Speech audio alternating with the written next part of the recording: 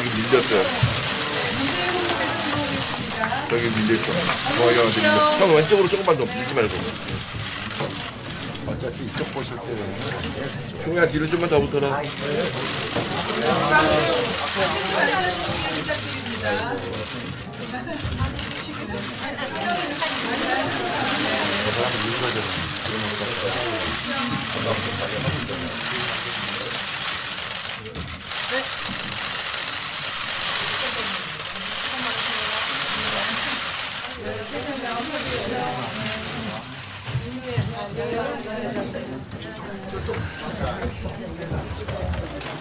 이만큼 나가자.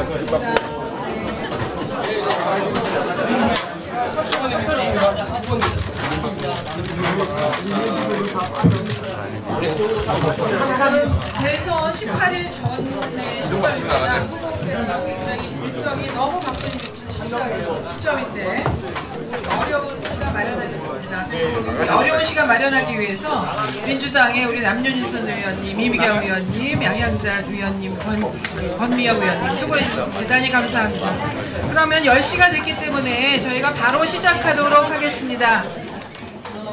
촬영하시는 기자분들 카메라 좀 해주시고요.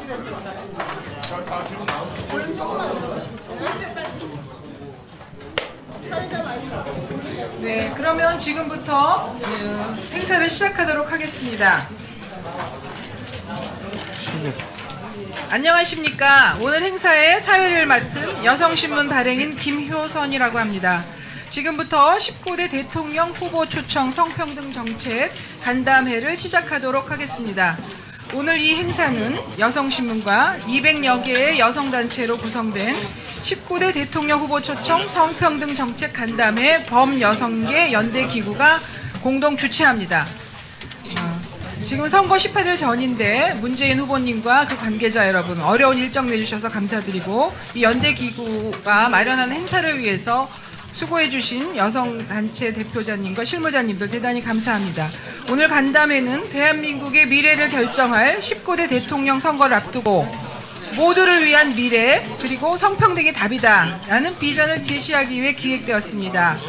여성계에서는 TV 생방송을 통해서 성평등 정책 토론회를 개최해 왔습니다.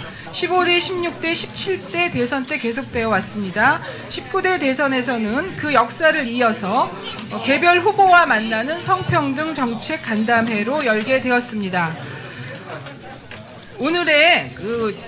오늘 토론회의 주제는 성평등 정책에 집중되어 있습니다. 많은 시사적인 논의점이 있지만 오늘 이 토론회에서는 성평등 정책에 집중을 하고 그리고 대통령 후보의 성평등 의지를 서약하는 그런 순서로 가겠습니다.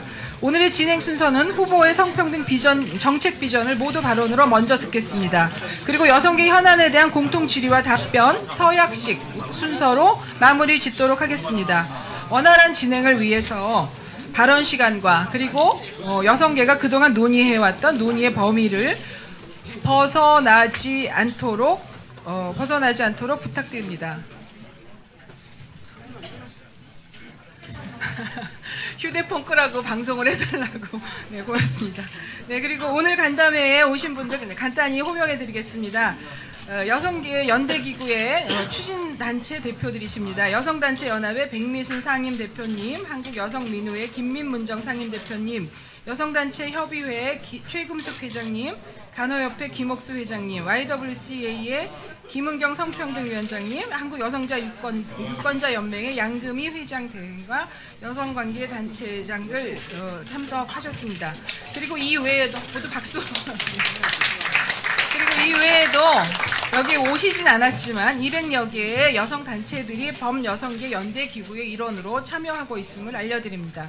그리고 더불어민주당에서 수고해주신 이미경 공동선대위원장님, 남인순 여성본부장님, 양향자 여성본부장님, 권미혁 여성본부 부본부장님 등 여러분이 참석해 주셨습니다. 저희가 짧은 시간이기 때문에 바로 본격적인 순서로 들어가겠습니다. 먼저 문재인 더불어민주당 후보의 성평등 정책에 관한 모두 발언을 바로 듣도록 하겠습니다. 그리고 발언 시간 5분 정도로 제한하겠습니다.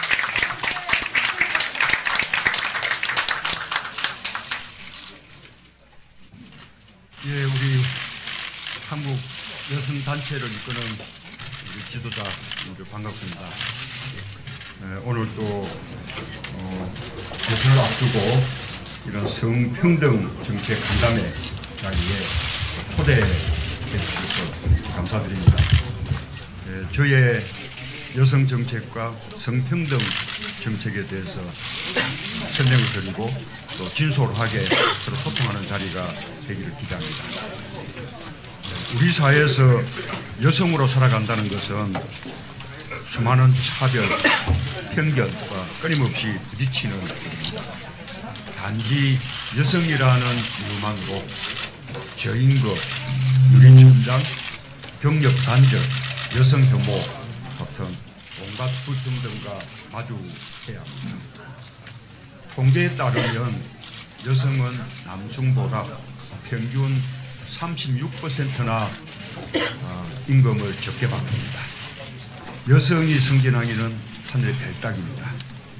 30대 그룹 임원 중에 여성이 차지하는 비율은 고작 2.4%.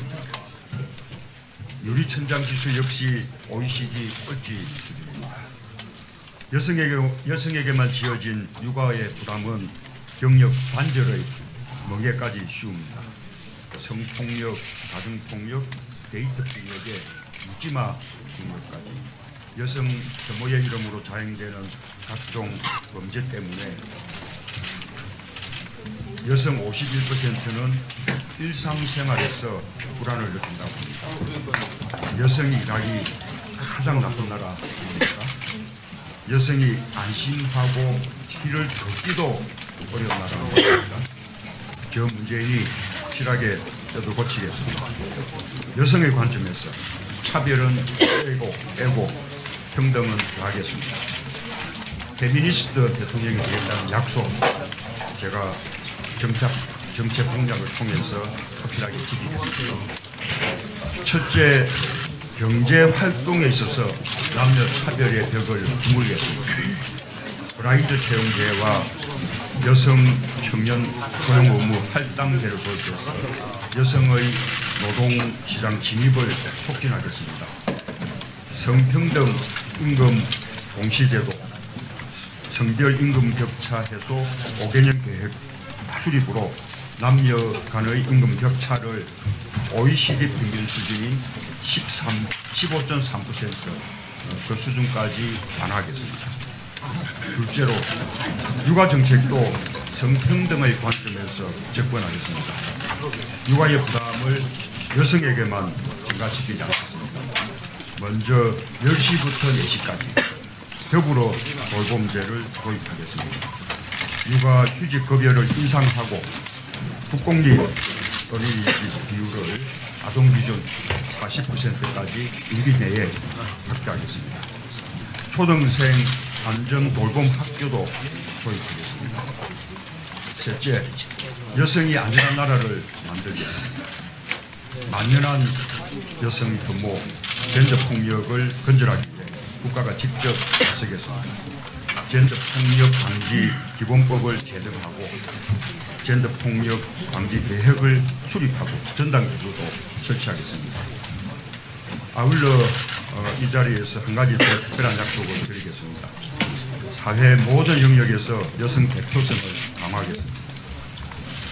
임기 내에 단계적으로 남녀 동수 내각을 실현하겠습니다. 공공부문이 앞장서서 유리천장을 타파하겠습니다. 저 문재인이 꿈꾸는 새로운 대한민국에서 차별과 배제, 편견은 존재하지 않을 것입니다. 성평등이 모든 평등의 출발점이라는 다음으로 정의롭고 공정한 나라를 만들겠습니다. 성별이 아니라 능력과 열정으로 평가받는 나라를 만들겠습니다. 여러분이 저 문재인의 손을 잡아주시기 바랍니다. 정권 교체로서나 가능합니다. 그의 손을 잡아주시면 가능한 일이라고 제가 약속드립니다. 함께해 주십시오. 감사합니다. 네, 감사합니다. 후보님의 모두 발언 잘 들었습니다. 차별은 빼고 평등은 더하겠다. 성차별이 모든 차별의 기본이다. 라는 말씀 굉장히 고무적으로 들었고요. 희망이 느껴집니다. 이제부터는 여성계 현안 중에 가장 중요하다고 생각되는 5가지의 공통 의제를 질문하도록 하겠습니다. 각 단체, 추진단체의 대표들이 파견한 패널들께서 질문해 주시겠습니다. 이 5가지 질의 외에 더 많은 여성 현안이 있습니다만 이 현안들에 대해서는 후보님께 별도의 질문서를 드리고 답변을 따로 받도록 하겠습니다. 첫 번째 질의는 한국여성단체협의회의 여성가족정책연구원장이신 김현숙 원장께서 질의하시겠습니다. 네, 제가 준비한 질의는 남녀 임금격차 해소인데 후보님께서 모두 발언해서 노동시장에서의 차별 문제를 아주 소상하게 말씀을 하시고 심지어는 OECD의 평균인 15.3% 수준까지 줄이시겠다고 미리 지금 공약을 말씀하셨습니다. 여성계하고 이렇게 소통이 된 거에 대해서 굉장히 기쁜 마음이고요. 더불어서 제가 좀 말씀드릴 것은 이 남녀 임금 격차가 OECD가 우리나라를 통계로 잡은 1992년 이후로 20년이 넘도록 우리가 남녀 임금 격차가 부동의 1등이라는 거, 그거를 말씀드리고 싶습니다. 15.3%로 줄이시겠다고 말씀을 하셨으니까 얼마까지 줄이실 거에 대해서는 질문을 하지 않겠고요. 이것을 달성하기 위해서 어떤 획기적인 조치를 취하실 것인지를 말씀해 주시기 바랍니다. 네, 감사합니다. 질문을 먼저 쭉 듣고 나중에 한꺼번에 말씀하시는 걸 하겠습니다. 두 번째 질문은 한국여성유권자 서울연맹 회장이신 이섬숙 회장께서 남녀 동수 내각에 대해서 질문하시겠습니다. 네, 조금 전에 말씀해 주셨는데 일단 남녀 동수 내각 추진에 대한 의견은 잘 들었습니다. 그런데 지금 현재 잘 아시지만 캐나다가 50%인데 비해서 우리나라는 17%, 여성 장관은 단 한 명뿐입니다. 이런 다원화된 우리나라 사회의 구성을 반영하기에는 턱없이 낮은 숫자이고요.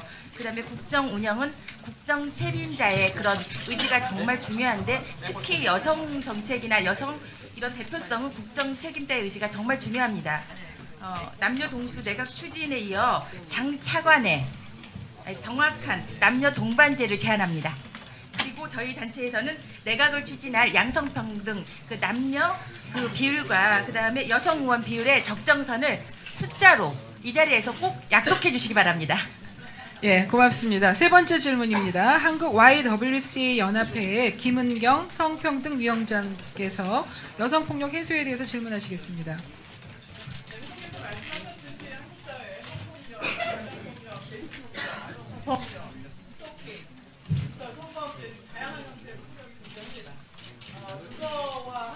사실 입법 정책 화려합니다. 그럼에도 불구하고 매년 여성에 대한 폭력은 줄어들기는커녕 증가하고 있고 또 실효성 검증이 되지 않는 여러 가지 입법 정책 덕분에 그 성에 근거한 폭력의 형태도 다양해지고 있습니다.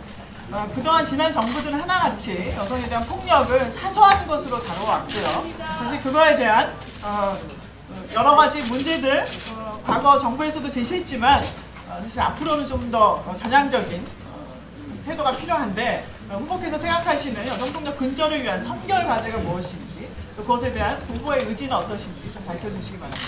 네, 감사합니다. 지금 진행 발언인데요. 마이크 소리가 작아서 뒤에 거의 잘 들리지 않고 있다고 합니다. 문 후보님의 그 모두 발언이 굉장히 주옥 같은 말씀이 많았는데 안 들렸다니 정말 너무 안타깝습니다. 진행팀에서 조금 마이크 음향을 조정해 주시기를 부탁드리겠습니다. 다음에 네 번째 질문입니다. 한국여성민우회 상임대표이신 김민문정 상임대표께서 여성 생애주기별 1인 가구 지원에 대해서 질문해 주시겠습니다. 네, 1인 가구의 비율이 27.2%입니다. 기본적인 가구 형태라고 여겨지는 4인 가구보다 많아졌는데요. 앞으로 1인 가구의 증가는 계속될 것으로 전망되고 있습니다. 이는 국민들의 삶의 방식, 태도, 인식이 변화했다는 것을 나타내고요. 또한 한편으로는 가족 중심의 복지제도 시스템의 한계를 보여준다고 생각합니다. 그래서 좀 여쭙고 싶습니다. 후보자님께서는 이런 변화를 어떻게 읽고 계신지 말씀해 주시고요. 구체적으로는 1인 가구라 할지라도 청년 여성 1인 가구와 노인 여성 1인 가구의 현실과 정책적 해법은 다를 수밖에 없다고 생각합니다. 이런 부분에 대해서 구체적으로 어떤 정책적 대안들을 가지고 계신지 구체적인 내용과 수치로 답변해 주시면 감사하겠습니다. 네, 고맙습니다. 다음은 공통의제 마지막 질문입니다. 여성신문사의 이하나 기자가 여성정책 추진 체계에 대해서 질문하겠습니다. 목소리를 좀 크게 내주시면 도움이 되겠습니다. 네, 성평등 정책을 이제 총괄 조정하는 주무부처가 여성가족부인데요. 성평등한 사회를 위해서는 이 성평등 주무부처가 위상이 높아져야 합니다. 그런데 올해 예산이 그 7,122억 원, 그러니까 전체 정부 예산의 0.18%로 굉장히 낮은 수준인데요. 이 비율이 우리 사회 성평등 정책의 위상을 상징한다고 볼 수 있습니다. 그 부처의 예산이 사실 위상을 상징한다고 얘기를 할 수 있는데요. 이 성평등 추진 체계가 단단해지려면 이 위상과 예산이 뒷받침돼야 합니다. 이 위상과 예산 어떻게 그 확보를 하실 생각이신지 그 입장을 좀 말씀 부탁드립니다. 네, 감사합니다. 더 많은 질문이 정말 수십 개의 질문이 있습니다만 오늘 여기 이 자리에서 5가지만 대표적으로 하기로 저희가 의견을 모았습니다. 이제 문 후보님께서 질문을 들으시고 답변을 해주실 차례입니다. 문 후보님 부탁드립니다.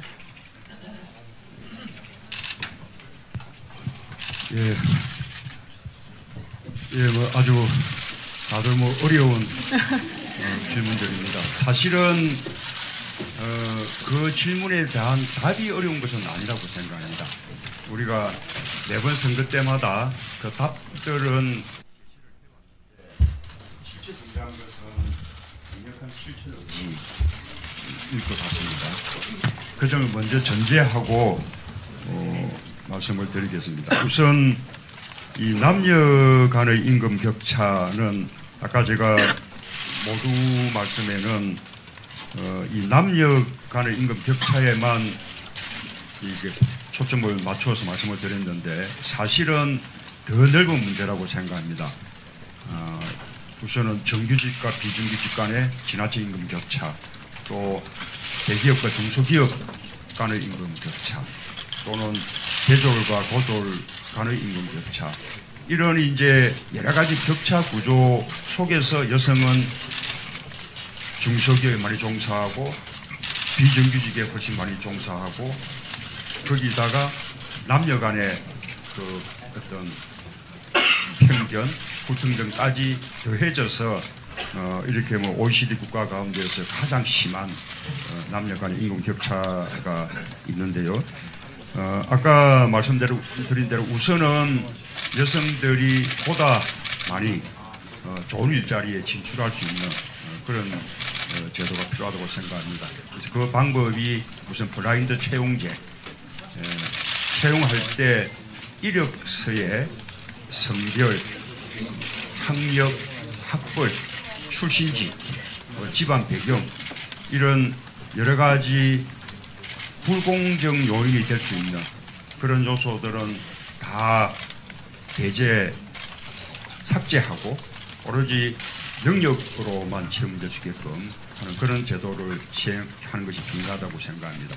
이것은 여성만의 문제가 아니고 말하자면 무슨 고졸 출신자의 문제이기도 하고 또 명문대학이 아닌 일반 대학 출신들의 문제이기도 하고 수도권 대학이 아닌 지방대학 출신들의 문제이기도 합니다. 그런 틀 속에서 블라인드 채용제, 그래서 그것을 확실히 강제하는, 제도화하는 표준 이력서 제도까지 이렇게 도입했다고 봅니다.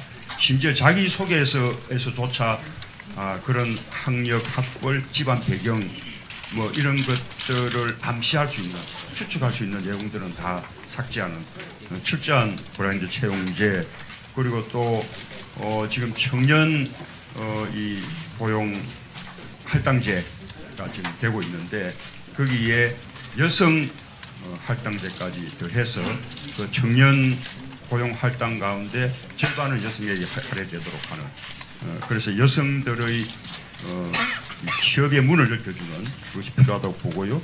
그 다음에 임금 차별에 대해서는 성평등 어떤 임금 공시제 이것을 도입하고 그 다음에 한편으로는 대통령 직속 일자리를 만들어서 대통령이 되겠다고 여러 번 공약을 하고 있는데 그 일자리위원회의 역할 속에는 이 좋은 일자리를 많이 만들어내는 것도 필요하지만 또 한편으로 나쁜 일자리를 좋은 일자리로 전환시키는, 거기서 아까 이 비정규직들을 정규직으로 전환시키고 남녀 간의 임금 격차를 해소하고 하는 역할들을 하게 될 것입니다.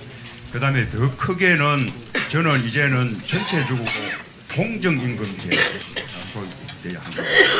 그 공정임금제는 아까 모두에 말씀드린 대로 남녀 간의 격차뿐만 아니라 정규직과 비정규직, 대기업과 중소기업 또는 고졸과 대졸 이런 모든 이 불공정한 임금 격차를 해소하는 그런 제도가 될 것입니다. 이 여성 대표성 강화하기 위해서 남녀 동수 내각 이 부분은 아까 제가 말씀드렸습니다. 절반 외국의 캐나다뿐만 아니라 남미의 뭐 칠레 같은 나라들 오히려 우리보다 민주주의의 수준이 우리 경제력 수준이 못한 나라에서도 이미 남녀 동수 내각을 실천한 나라들이 많습니다. 심지어 칠레도 그렇고 제가 아마 페루도 그랬었다고 생각하는데 몇몇 나라들은 심지어는 국방장관을 여성이 하는 그런 사례들도 볼 수 있었습니다.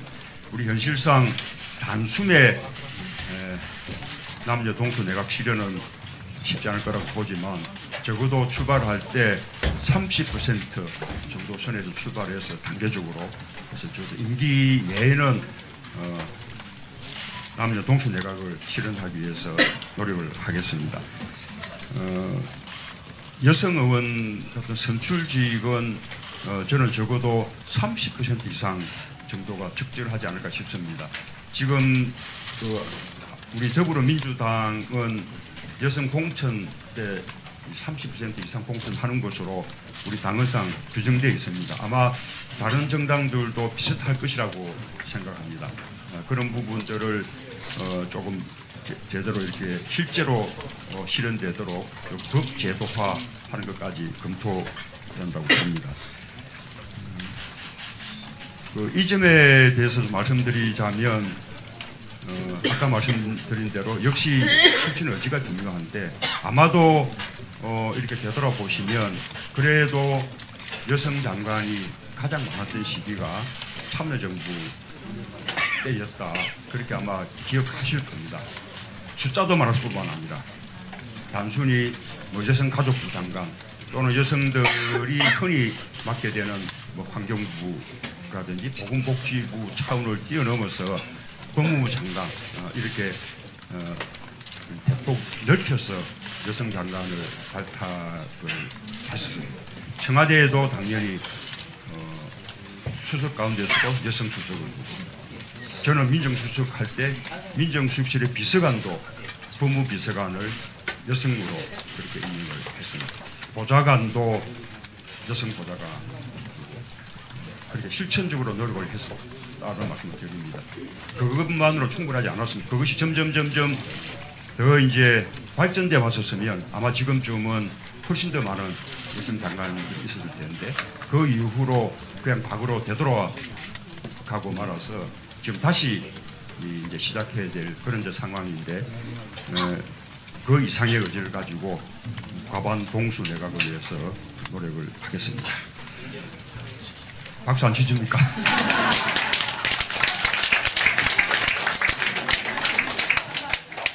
그다음에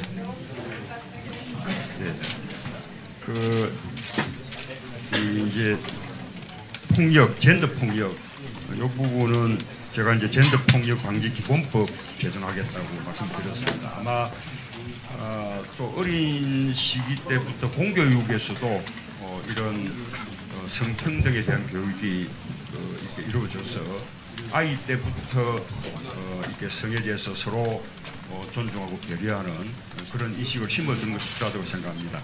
지금 법제도에서 가장 필요한 것은 저도 오랫동안 변호사를 했기 때문에 늘 절감하는 겁니다만 이런 이제 가정폭력, 데이트폭력 뭐 이런 부분들을 기본적으로 이것은 가정 내부의 문제 또는 남녀 사이의 내부적인 문제 이렇게 인식하면서 가급적 국가는 개입하지 않는 것이 바람직하다 이런 생각 그리고 또 그렇기 때문에 처벌도 피해자의 의사를 존중해야 하는 것으로. 그래서 그러면 또 여성이 처벌을 원하지 않으면 그러면 그것으로 그냥 넘어가고, 여성은 가정을 깨지 않기 위해서 후보님 시간을 조금 관계 지속을 위해서 또 하자면 처벌을 원하지 않는다는 의사 같은 것을 하기에 마련이고, 그러면 없었던 일처럼 되어버리는 것이 현실이죠.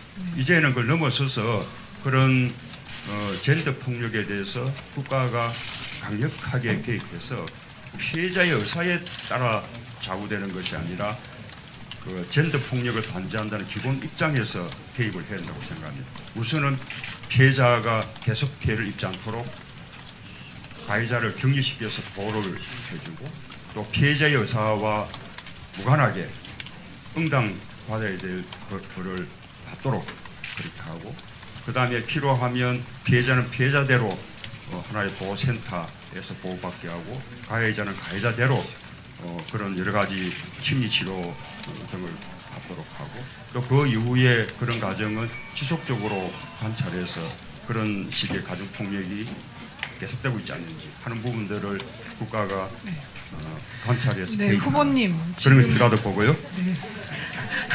한 센텐스식으로 해주실 수 있으면 하고 나머지 생애 1인 가구 하고요, 여성가족부 얘기하겠습니다.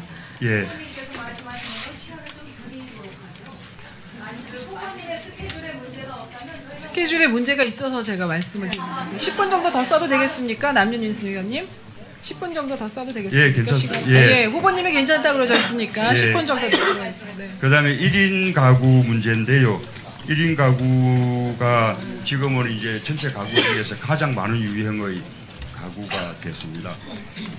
그래서 1인 가구에 대해서 우리가 가장 먼저 기울여야 될 노력이 저는 주거 문제라고 생각합니다. 왜냐하면 우리의 주거는 그냥 4인 가족을 모델로 하는 그런 주거 형태입니다. 공공임대주택을 공급한다 해도 대체로 4인 가구 뭐 이래서 가장 1인 가구 맞춤형 이 주거 정책이 절실합니다.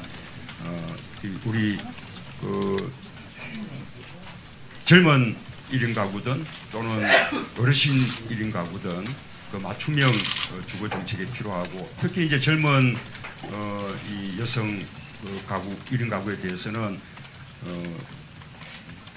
이 침실 등은 각자 사용하되, 또 부엌이라든지 뭐 이런 화장실들은 공동으로 이렇게 사용할 수 있는 그런 쉐어하우스형 주거 임대주택을 많이 마련하는 것이 필요할 테고요.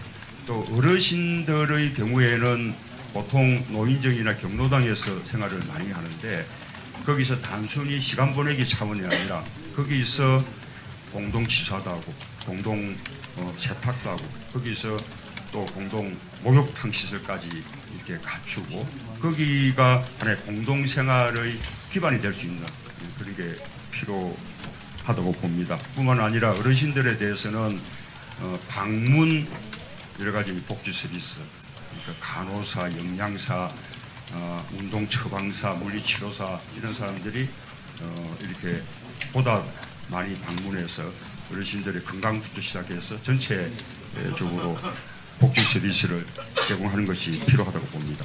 또 그렇게 하는 것이 제가 일자리 정책으로 제시했던 공공부분 일자리를 많이 만들어내는 그런 길이기도 하다고 봅니다. 이 성평등 정책을 어떻게 추진할 거냐, 이 부분도 아까 말씀하신 대로 여성가족부의 권한이나 위상을 대폭 강화할 필요가 있다고 생각합니다. 사실은 지금의 여성가족부도 과거에 민주정부가 시작했던 것입니다. 처음에 여성위원회로부터 시작해서 여성부를 만들었고, 또 참여정부 때 그것을 여성가족부로 훨씬 더 확대. 그 이후에 이명박 정부는 여성가족부를 아예 폐지하려고 했는데, 우리 참여정부에서도 강력하게 반대 의견을 내고, 또 그때 여성계에서도 들고 일어서서 겨우 여성부를 지켜냈습니다. 그래서 여성가족부의 기능을 강화하고, 그래서 그와 함께 지금 우리의 이 성불평등이 워낙 심각하기 때문에 성평등 사회 시대를 위해서 대통령 직속으로 여성평등위원회 설치해서 이런 성평등 정책 전반을 이렇게 다루는 그런 것이 필요하다고 봅니다. 대체로 질문은 다 답변을 드리는데요. 박수 부탁드립니다. 성실하게 길게 답변해 주셔서 감사합니다. 이제 제일 중요한 순서가 마련되어 있는데요. 문재인 후보께서 성평등 대통령이 되겠다라는 서약서에 서명을 하시는 시간이 되겠습니다. 후보님, 단상 위에 서명대 탁자가 마련되어 있습니다. 그걸로 이동해 주십시오. 질문을 하려면은 굉장히 많은 시간이 필요한데요. 나중에 추후에 그 질의서를 통해서 많은 질문이 갈 것입니다. 목이 좀 타시겠죠? 숙제를 드리겠습니다. 저 뒤에 성평등 정책에 대해서는 우리 여성본부에서 따로 다 정책 공약을 종합적으로 이미 했습니까? 뭐 했거나 더 이렇게 종합적으로 보완해서 아마 제시할 텐데 잘 봐주시기 바랍니다. 오늘 일부 좀 대표적인 부분만 말씀드렸습니다. 감사합니다. 고맙습니다. 위에 서명대 위로 차별은 빼고 평등은 더하시겠다는 말씀 저희가 잘 알고 있고요. 그리고 말씀해 주신 모범 답안을 미리 작성해 오신 것 같은 그런 답변을 해주셨는데 서명을 이제 6개 대표들이 보는 앞에서 지금 서명을 문재인 대표께서 하고 계십니다. 서명을 다 하셨으면 그 서명판을 들고 가운데 오셔서 사진 촬영을 하시고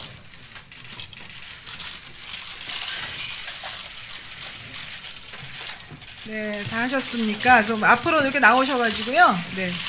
이 테이블도 좀 빼주십시오. 사진이 깔끔하게 나와야 되니까 장소가. 문재인 대표님 그걸 가운데로 좀 이렇게 딱 들어주시는 게 더 예쁘게 나올 것 같습니다. 조금 더 위로 올라가시랍니다. 조금 더 가슴 위로 조금 더 올리시면 좋겠습니다. 조금 더 내리시고요. 조금만 더 올리실까요? 붙이셔서. 고맙습니다. 그리고 영상 촬영을 위해서요. 문재인 후보께서 말씀을 좀 해주시면 어떨까요? 저 문재인은 국민 여러분, 후보님, 국민 여러분, 저는 성평등 대통령이 되겠습니다라고 이렇게 한번 말씀을 해주시면은 영상에 담겠습니다. 여기 앞에 보시고요.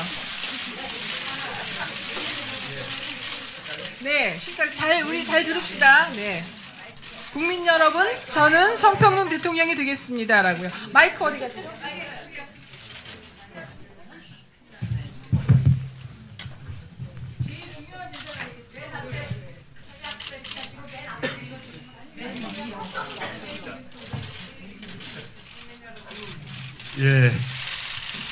오늘 우리 여성계 의주가들 앞에서 제가 엄숙하게 약속드립니다. 국민 여러분, 저는 성평등 대통령이 되겠습니다. 감사합니다. 성평등 사회 정권 교체가 답입니다. 저 문재인과 함께 성평등 사회 만들어 주십시오. 감사합니다. 오늘 그 옆에 후보님 가만히 계시고요. 여성 추진단체 대표님들 앞에 나오셔서 사진 촬영하겠습니다. 오늘 굉장히 역사적인 발언을 하셨어요. 추진단체 대표님들 한 분씩만 먼저 나와주세요. 기자분들 많이 와 계신데요. 단체들을 대표들께서 들고 계신 것은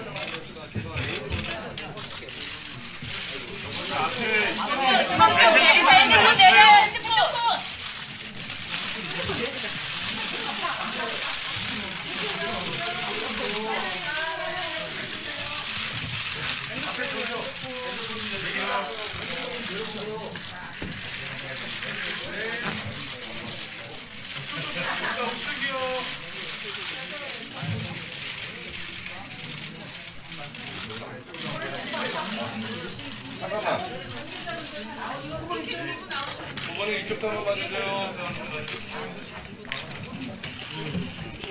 여기서 나가지 마.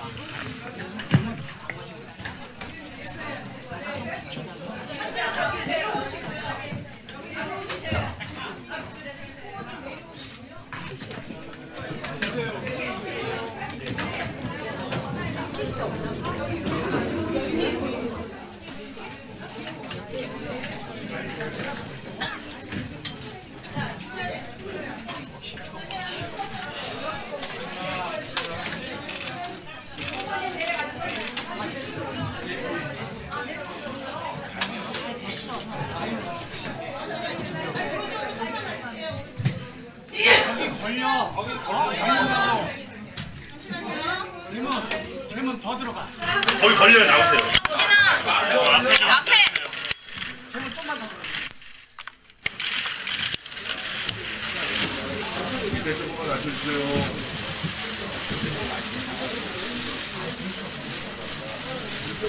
활짝 웃어주세요.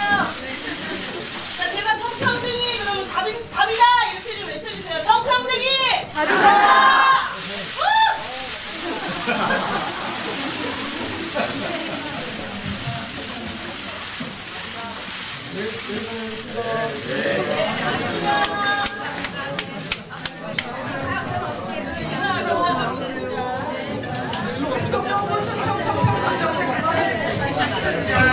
수고하셨습니다. 앞에 잠시 앉아주세요.